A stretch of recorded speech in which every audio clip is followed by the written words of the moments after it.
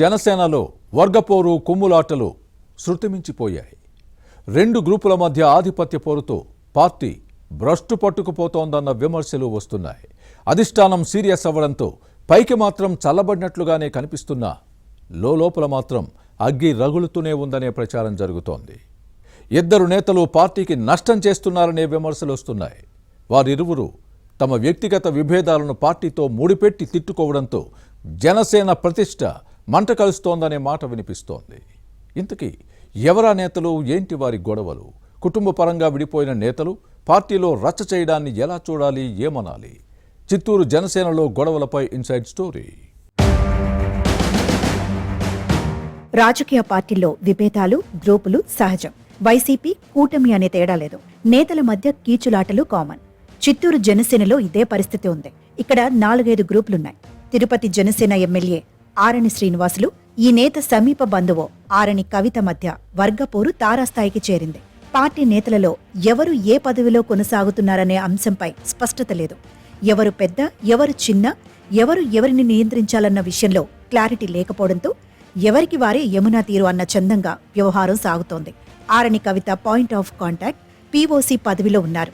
దీంతో మిగిలిన నేతలకు పదవులు లేకపోవడంతో అసంతృప్తి వ్యక్తమవుతోంది. మరోవైపు ఆరణి కవితతో పాటు ఈ నేత మాజీ భర్త చంద్రమౌళి జనసేనలోనే కొనసాగుతున్నారు.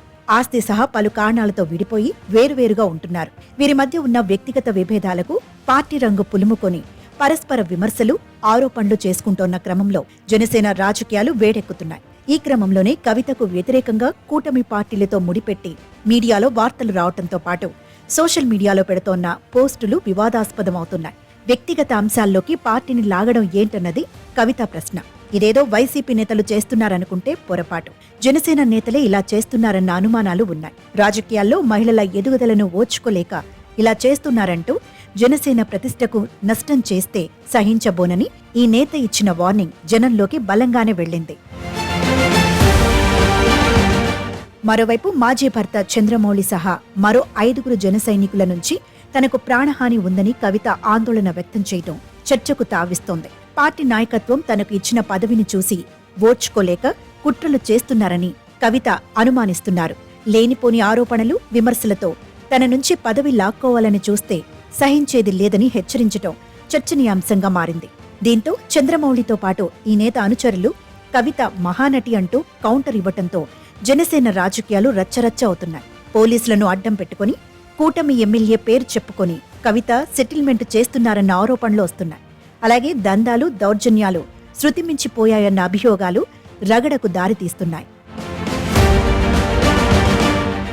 ఇక ఆరణి కవిత వైఖరితో చిత్తూరులో జనసేన బలపడటం లేదనే విమర్శలున్నాయి. పీఓసీ పోస్టులో ఉన్న కవిత ఎంతమందిని సభ్యులుగా చేర్పించారు, ఎందరికీ నామినేటెడ్ పదవులు ఇప్పించారు అంటూ ఎదురుదాడికి దిగారు.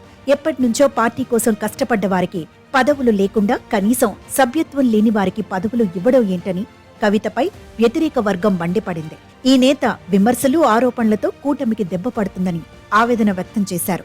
ఆరణి కవిత, చంద్రమౌళి వ్యవహారాన్ని జనసేన అధిష్టానం సీరియస్ గా తీసుకుని గట్టిగానే వార్నింగ్ ఇచ్చినట్టు సమాచారం.